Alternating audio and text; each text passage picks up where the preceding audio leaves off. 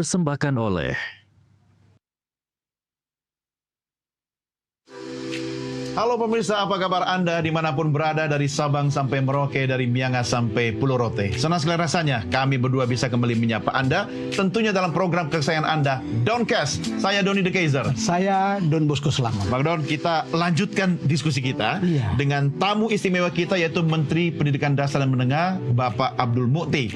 Kalau episode yang lalu kan kita sudah bahas banyak. Ya, kita bicara soal dia jadi menteri. Jadi menteri. Kita bicara soal seperti apa gagasan pendidikannya, termasuk cerita tentang prioritasnya. Iya. Sekarang kita bicara. Nah, kita sekarang fokus pada kurikulum. Ya, kurikulum ini adalah soal yang selalu jadi soal bagi siapapun. Betul. Banyak sekali orang cerewet dengan kurikulum. Tetapi juga kita ingin bicara tentang bagaimana Pak Menteri ini atau Mas Menteri ini melihat program-program Presiden Prabowo yang kita lihat sebagai populis. Nah, misalnya sekolah rakyat betul. ada, sekolah Garuda. Iya. Oke, langsung saja pemirsa, kita lanjutkan perbincangan kita dengan Menteri Pendidikan Dasar dan Menengah, Abdul Mukti. Pak Menteri, kita lanjutkan bincang-bincang kita. Bagaimana sebetulnya, Mas? Karena kalau publik itu kan cuma melihat ganti menteri, ganti kurikulum. Apa jawabannya? Kurikulumnya kan tidak saya ganti, Bang. Iya. Oke. Jadi sekarang kurikulum yang berlaku itu ada dua. Iya. Kurikulum K13 itu masih berlaku. Iya. Kurikulum Merdeka juga masih berlaku. Masih berlaku.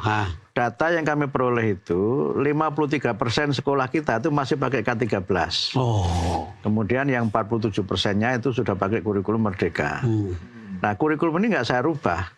Saya hanya mengenalkan namanya pendekatan pembelajaran mendalam tadi itu, deep learning itu. Deep learning tambahannya. Deep learning itu, yang itu bisa diterapkan baik untuk K13 maupun untuk kurikulum Merdeka. Kenapa yang kami rubah pendekatannya? Mohon maaf, sebagian dari kurikulum itu kan administratif. Iya. Nah, yang namanya konten itu nggak berubah. Saya ambil contoh begini, mohon maaf ini contoh ini sering saya ulangi. Mencari luas segitiga, itu apa rumusnya? Nah, ini yang saya bolos waktu pelaksanaan dulu. Apapun kurikulumnya, luas segitiga itu kan setengah alas kali tinggi. Iya, setengah alas kali tinggi, betul. Tidak kemudian ketika K13 rumusnya setengah alas kali tinggi, ketika Merdeka dirubah, karena Merdeka mah suka-suka kan, bisa begitu kan? Tetap sama. Tetap sama kan? Iya. Cuma mengajarkan setengah alas kali tinggi itu kan caranya berbeda. Gitu. Nah, kalau itu misalnya pendalamannya itu seperti apa? Deep learning untuk itu? Deep learning itu dimulai dari pertama kita harus tahu murid kita ini seperti apa latar belakangnya. Latar belakang paling tidak, ya saya selalu sering menyebut angka 3 ya supaya gampang. Pertama, sejauh mana dia sudah mengerti materi pelajaran yang akan disampaikan. Sering dalam teori disebut dengan pre-such dalam teori. Jadi deep learning itu kan mulai dari pre-such, kemudian proses dan produk. Gitu. Nah, pre-such anak ini sudah tahu seperti apa tentang materi pelajaran yang akan disampaikan itu. Atau punya pengalaman yang seperti apa dengan yang diajarkan itu. Ini harus kita tahu. Nah, baru setelah itu nanti masuk kepada materi. Nanti kita akan belajar ini. Nah, ketika belajar itu nanti, resources ini kita himpun semuanya. Sehingga semua anak terlibat. Itu yang kita sebut dengan prinsip mindful. Mindful itu prinsipnya ada dua. Pertama, anak-anak terlibat. Jadi selama proses itu dia ikut mikir, Bang. Ikut berkontribusi. Gitu. Ikut berkontribusi kan, ikut memberikan sumbangan. Dan guru juga harus mindful dalam pengertian, semua murid harus dianggap sama. Karena mohon maaf, sebagian guru itu cenderung melihat murid pada yang jawab terus. Atau kalau ada yang ganteng seperti Bang Don ini, dia terus yang ditunjuk. Yang jelek seperti saya nggak pernah ditunjuk. Itu namanya nggak mindful. Nggak adil. Nggak adil. Sehingga semua murid ini harus diberikan tempat yang sama. Diberikan satu kesempatan untuk dia juga menyampaikan. Walaupun mungkin jawabannya tidak selalu sesuai, tapi dia sudah diberi kesempatan menjawab. Itu mindful yang pertama itu. Bukan soal jawaban benar ya, tapi kesempatan ya. Kesempatan dia jawab, karena itu menumbuhkan rasa percaya diri. Betul. Kalau itu tidak diberikan, murid itu merasa apalagi juga nanti ditunjuk juga down lagi. Saya don't worry lah. Gitu. Kalau Bapak don't worry, beliau Don Bosco. Terus yang kedua, Mas? Nah, yang kedua itu meaningful. Saya belajar ini, itu manfaatnya apa untuk saya? Ya kan? Misalnya ketika dia mengerti misalnya bentuk-bentuk tadi, matematika setengah alas kali tinggi segitiga. Mungkin murid dijelaskan bagaimana bentuk-bentuk bangunan yang segitiga. Segitiga ini, segitiga itu, dan sebagainya. Itu kan diajarkan. Ketika mengerti itu, manfaatnya apa untuk kehidupan? Sehingga di sini pembelajaran menjadi kontekstual. Karena apa? Dia bisa kemudian selain memahami, juga menerapkan dan mendapatkan manfaat dari yang dia pelajari itu. Nah, dengan cara seperti itu, maka dia merasa bergembira, joyful. Bergembira bukan karena lucu, bergembira karena dia merasa dihormati, dia merasa ada sesuatu yang baru yang dia pelajari, dan kemudian dia bersemangat. Ada kesadaran tentang apa yang ada di sekitarnya. Betul. Karena itu ketika bicara problem solving, bukan sekedar dia mengerjakan masalah soal yang ada di kertas sama di kelas, tapi dibawa kepada kehidupan. Saya tadi sudah bicara mengenai bagaimana kita harus menghormati manusia. Kemudian diminta mereka menuliskan siapa-siapa yang ditemukan, yang dia kenal di lingkungan di mana dia berada. Sehingga dengan pelajaran seperti ini, Bang, nanti tetap akan ada PR. Tapi PR-nya tidak mengerjakan soal, menjawab soal yang sering disebut dengan LKS itu, tapi nanti dia bisa menulis pengalaman dia ketika bertamu ke rumah temannya. Kan tadi ada bermasyarakat. Dia mungkin nanti diminta untuk coba main ke rumah teman. Tapi temannya itu nanti diberi arahan yang aman, yang ini nanti di situ dia coba bertemu dengan mengenal anggota keluarganya dan sebagainya. Karena apa? Problem kita, Bang, anak-anak kita ini punya banyak teman sekelas, tapi tidak punya teman sekampung.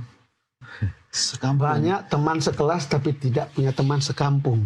Di kelas dia punya teman, tapi di kampung dia tidak punya siapa-siapa. Karena dia tidak bersosialisasi. Karena tidak bermasyarakat. Tidak bermasyarakat. Itu yang membuat masyarakat kita menjadi mudah dipecal dan mudah dibelah. I see. Dia juga merasa nggak punya kampung kali, Pak.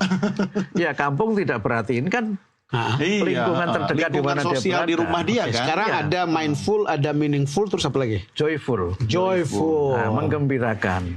Nah, kalau orang itu belajar bergembira, Bang, selalu ada energi lebih tadi. Energi positif. Jadi dia bayangkan ketika berangkat, saya akan dapat ilmu baru. Happy ya berangkat sekolah ya, menunggu-nunggu. Nah, kalau nggak suka kan gerimis aja udah males alasannya. Dia merindukan itu. Betul. Dia merindukan situasi itu. Dan ini juga paradigma yang saya kembangkan, Bang. Di mana agar tadi bermutu untuk semua bisa dicapai, kita punya paradigma tidak sekedar schooling, bahwa belajar tidak harus sekolah formal, tapi learning. Nah, dengan learning itu maka sarana-sarana untuk memungkinkan mereka belajar kita perbanyak. Bisa nanti belajar di sekolah satu atap. Sekolahnya itu bisa SD dan SMP di tempat yang sama. Kan nggak mungkin dibangun lagi baru, karena mungkin lokasinya terisolasi atau penduduknya terbatas. Sehingga bisa dengan sekolah satu atap. Yang baru saja kita luncurkan adalah pembelajaran jarak jauh, distance learning. Yang itu juga sudah mulai kan, anak-anak kita sempat, Bang, dengan anak-anak pekerja migran kita yang di Malaysia. Kita buka program pembelajaran jarak jauh yang mereka belajar online dengan sekolah yang ada di Jawa Barat. Jadi kita jangkau mereka, sehingga pendidikan kita dekatkan. Yang tidak bisa seperti itu kita buka sekolah non formal, penyetaraan. Seperti Bapak saya tadi itu kan penyetaraan kan, kejar paket. Cuma penyertaannya harus kita awasi, Bang. Karena seringkali, mohon maaf, disalahgunakan. Digabung B dengan C, tapi C-nya duluan, B-nya belakangan. Harusnya B dulu. Harusnya B dulu baru C. Kami ini adalah orang yang dulu waktu kecil, Mas Menteri, adalah orang yang harus gembira ke sekolah. Karena menghindari kerja di rumah di kampung. Satu, sekolahnya memang jauh. Itu kita tiap hari itu jalan kaki 4 kilo. Pulang 4 kilo, pergi 4 kilo. Ada yang lebih jauh lagi, 8 kilo. But sampai di sekolah kita happy karena kita bisa bermain. Walaupun kita belum tidak bisa memastikan bahwa guru kita itu orang yang terbaik yang bisa mengajar, tetapi ada happiness di sekolah. Karena itu. Dan itu berkesan. Disitulah sebenarnya fungsi pendidikan itu kan di situ. Jadi pendidikan itu tempat terjadinya namanya meeting point dan melting point. Meeting point dan melting point. Meeting point itu di mana anak berbeda-beda bertemu di situ. Mereka bertemu berbagai latar belakang. Kemudian melting, mereka mencair sebagai anak-anak yang bersahabat. Anak-anak Indonesia yang berbeda-beda latar belakangnya, sukunya, agamanya, tapi dia adalah Indonesia. Disitulah fungsi pendidikan sebagai institusi pemersatu bangsa. Namanya jeda ceria. Jadi ada pagi ceria. Jeda ceria. Sekarang jeda ceria namanya. Apa itu? Baru kita lihat jeda ceria itu senam otak masalahnya itu.